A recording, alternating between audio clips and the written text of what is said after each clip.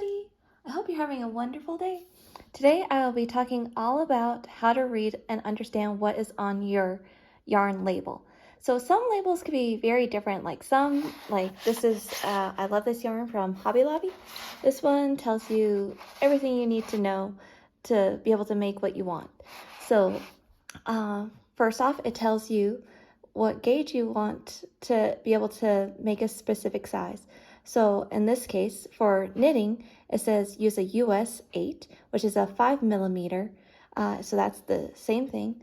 So if you look at this needle, let's see, you could, I'm not sure if the camera's picking up, but it says 8, and then it has a 5.0 millimeter.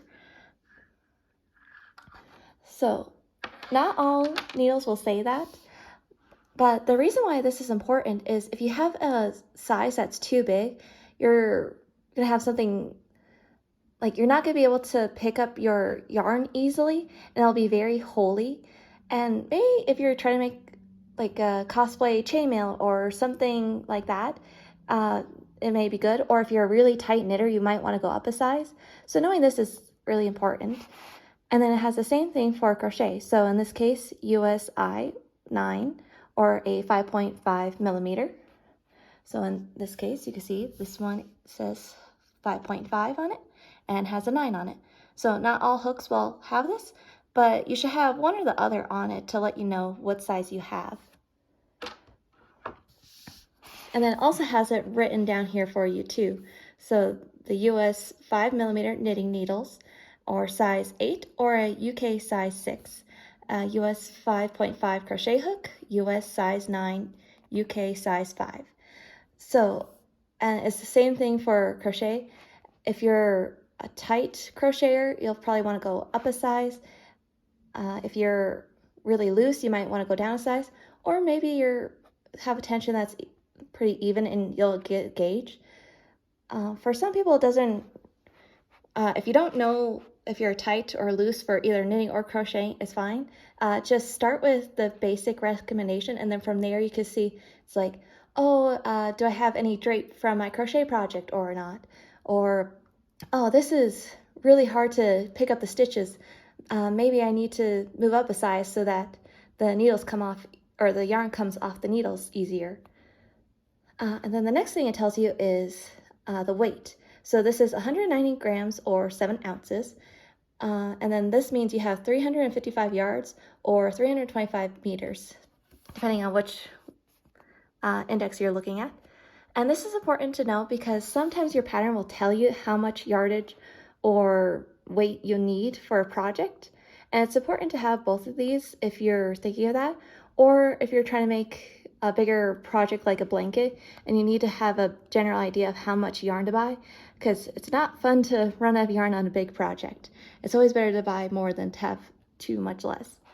The next thing it tells you is this is 100% acrylic, which is really important to know what type of fiber you have, because some things like acrylic, you do not want to use this for any kitchen accessory, because acrylic is basically plastic. So you have heat introduced to this, it's going to melt and you'll have it stick to your pot or whatever you had. And it takes forever to dry. So if you get it wet, it's not good. So this isn't good for kitchen things, but for things like a scarf or a hat, this is wonderful because it will help you keep you warm and you're not going to be introducing it to fire or something hot. The next thing it tells you is what weight it is. So this is a size 4. So the reason why this is important is, again, some patterns will require you to have like size 1, size 2, size 3, size 4, maybe 5 or 6. And the scale goes, 1 is very fine. So the strands will be, it's not really directly like 1/4 of this, but it'll be smaller than this, and then size 2, then size 3, then size 4, then size 5, size 6, etc.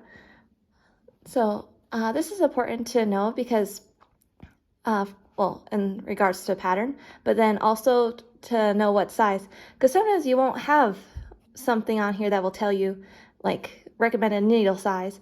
So then from this thing, you could look up, and this is super easy to do online, is to find, I think Lion Brand has a chart where it tells you like size 1 is known as fingering weight and etc. And then it tells you, or what other names could be, like size 4 is medium, also known as worsted weight, and then it'll tell you the recommended sizes. So almost a majority of yarns labels will have this methodol. Then the next thing it tells you is what kind of cleaning you could do with this. So this is all right to be machine washable, but do not iron. Again, adding heat to plastic would not be good. Then on this label, this is a Hobby Lobby thing where they'll put the price on it. And then they'll tell you the brand and anything about this. This one has a free pattern included on the, let's see where it's made. So lot number. This is really important, and you'll probably have heard it from other videos.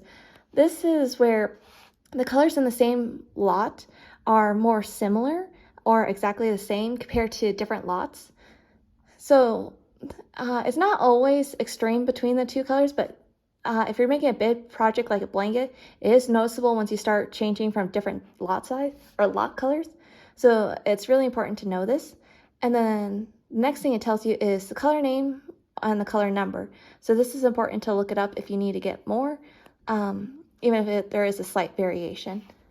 So that's what you get from this label. But then you have other labels, like this is a hand-dyed yarn from the Sock Yarn Society from Arkansas, Yarn Co.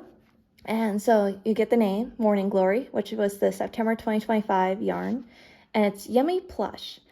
So that means it's 85% superwash merino and 15% nylon. You could tell because that's 85 superwash, 15 nylon. And then it tells you the yardage, which is 437 yards or 100 grams. So you could do this conversion for ounces and meters if you need to. And this one just says hand wash cold, lay flat to dry. And almost all hand-dyed yarns will say that. And a lot of people just in general say for anything handmade, you should just hand wash because it prolongs the life of it and helps the colors not fade. And especially for something that's heavily dyed like red or black, it could be important because those things like to bleed, and that's no fun having your red bleed into your white and then you have a pink that's just ugly now on your project. But if you couldn't tell that this was a fingering weight, you could always look it up online, or you could just look at the size, be like, okay, this is really thin, so I might want to use like a size 2 or 3 knitting needle or the equivalent in a crochet hook. And then here's another example. This is the original sugar and cream. So this is a medium, so that means it's worsted weight. Oops, hit the camera. So this one recommends this US size 7 and a US H8 for a crochet hook. And this one you could put in the dryer, put it in the washer, but it says wash cold separately, or wash colors separately, sorry. Because you potentially have some bleeding on the colors. And this is 100% cotton, which is really nice because 100% cotton, which is another thing, you should always find out what type of fiber you have and what that means. So for 100% cotton, this is great for kitchen or wearables because in the kitchen, it's like this has a very high melting point, so you can use it for hot pads. It dries fast, so you can make washcloths out of it. And for garments, it's very good for like summer garments because it's very breathable, unlike acrylic that does not breathe at all. And then it tells you it's worsted, which is the same as medium 4. And it has 4 ply. So that just means the amount of strands that make up the yarn are 4.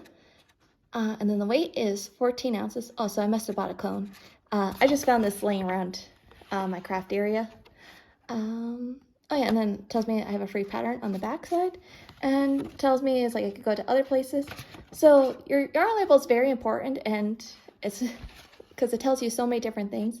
A lot of the time, if you don't know what yarn you have, if you just inherited a ball, or if you just lost the yarn label, like I just found this yarn label lying around, but I'm pretty sure this was from an old cone.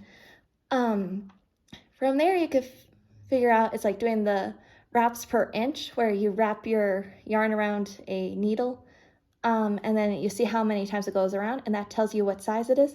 But in general, like here, you can see how big of a difference there is in size. So you can be like, okay, this is thicker, so I should go up a size and hook. And then from there you could do basic chain or basic cast on. You can see how big or loose it is on the needle or on the crochet hook too. If like you crochet and it just flops over, it's not sturdy.